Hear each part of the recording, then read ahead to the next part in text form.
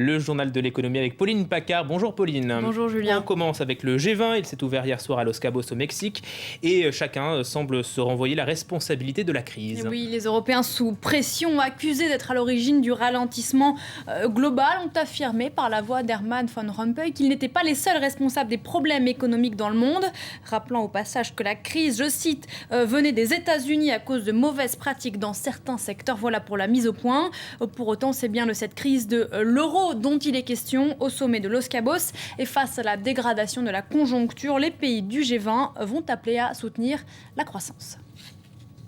C'est la traditionnelle photo de famille. Les dirigeants des 20 pays les plus industrialisés sont réunis au Mexique cette année. Et une fois encore, la crise est au cœur des discussions, avec toujours la même question, comment y mettre fin ?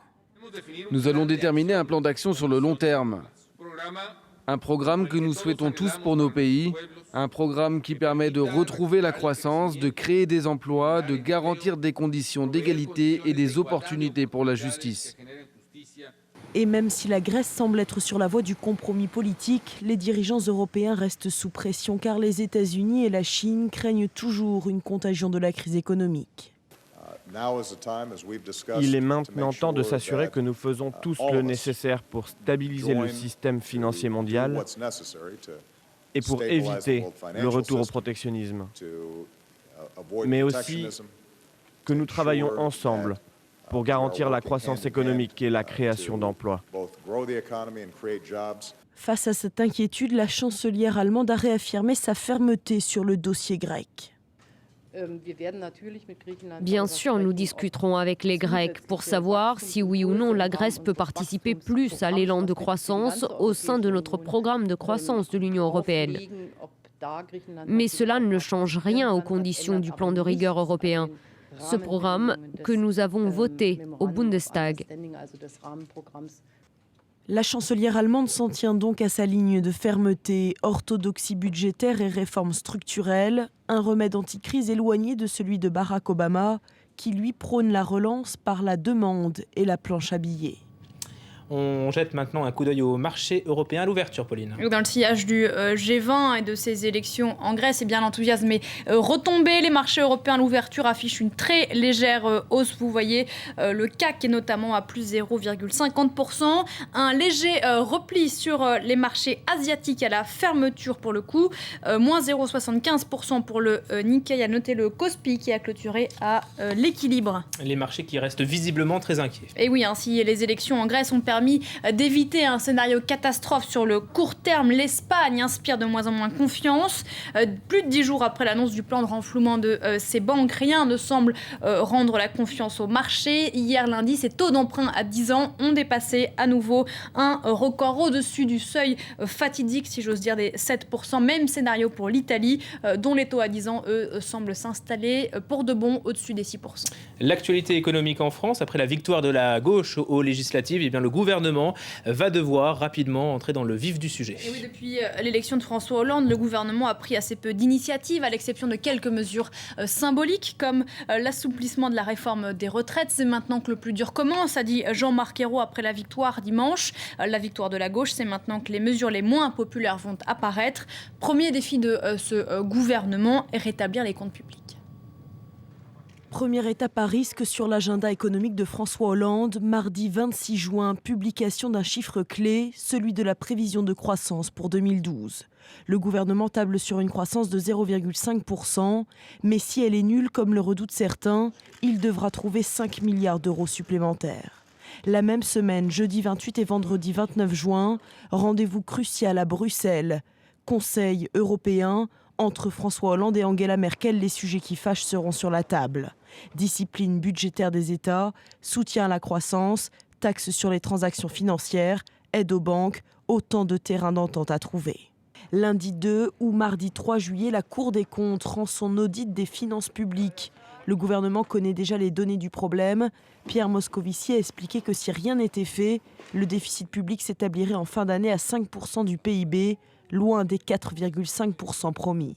Si ce dérapage est confirmé par la Cour, il faudra pour le corriger trouver 10 milliards d'euros. Comment ? Le gouvernement devrait donner sa réponse le lendemain au Conseil des ministres. Présentation des ajustements budgétaires, En clair, sa stratégie pour réduire les déficits. Plusieurs prélèvements devraient être augmentés, comme l'impôt sur la fortune, les droits de succession ou encore le forfait social sur l'intéressement et la participation. Autant de sujets qui feront du début de l'été une période cruciale pour le gouvernement. Toujours en France, c'est une information du journal Les Échos. Les entreprises qui versent des dividendes à leurs actionnaires vont être taxées, Pauline. Oui, taxées à 3%. La gauche veut ainsi inciter à réinvestir les bénéfices plutôt que de récompenser les actionnaires. Une taxe à 3% qui serait instaurée dès cet été selon le quotidien économique, qui touchera des entreprises comme Total, France Télécom ou encore Sanofi, qui à elles seules, toujours selon Les Échos, ont compté pour près du tiers des montants versés l'an dernier au sein du CAC 40. Selon le gouvernement, cette nouvelle taxe permettrait de récupérer 800 millions d'euros par an. Et justement, à propos des réformes fiscales à venir en France, le Premier ministre britannique David Cameron a ironisé. Et oui, il s'est dit prêt à accueillir les entreprises qui fuiraient l'impôt en France, notamment à cause de cette taxe pour les plus hauts revenus que, vous le savez, veut instaurer le président français François Hollande. On écoute David Cameron, il s'exprimait à l'occasion du G20.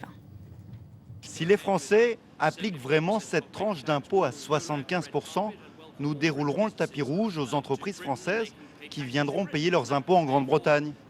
Voilà, l'humour britannique, si vous me permettez, Julien, qui n'a pas trop plu au ministre français du Travail, Michel Sapin, selon lequel cette blague a échappé aux responsables britanniques. Je ne sais pas comment on fait pour dérouler un tapis rouge au travers de la Manche. Il risquerait de prendre l'eau, a ironisé à son tour Michel Sapin. Plein de petites blagues. L'actualité des entreprises, Microsoft croit avoir trouvé le parfait rival de l'iPad d'Apple. Oui, ça fait des semaines qu'on attendait la sortie. Elle a été présentée hier soir à Los Angeles, la tablette Surface. Et effectivement, elle s'attaque à un gros morceau, à l'iPad d'Apple, leader aujourd'hui du marché des tablettes. Regardez. Microsoft se lance enfin à l'assaut de la forteresse iPad. C'est le directeur général de Microsoft, Steve Ballmer, qui a dévoilé la nouvelle tablette de l'entreprise. À mi-chemin entre la tablette et le PC portable, Surface espère un jour détrôner l'iPad d'Apple. Je pense que le plus important ici, c'est qu'il ne s'agit pas juste d'un autre iPad. C'est un appareil qui peut remplacer un PC.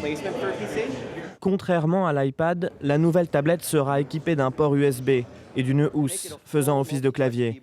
Elle bénéficiera également du nouveau système d'exploitation Windows 8, mais avec Surface, Microsoft a surtout décidé de reprendre en main l'ensemble du développement et de la fabrication. Mon Dieu, c'est incroyable. Je suis vraiment contente. J'ai failli acheter un iPad 3. J'ai attendu un peu. En voyant ça, j'ai vraiment hâte qu'il sorte. Son prix et sa date de sortie n'ont pas été dévoilés, mais la firme de Richmond a mis les grands moyens pour contrer son rival californien. Mais cela sera-t-il suffisant ? Pas sûr, car Apple fait aujourd'hui figure d'épouvantail.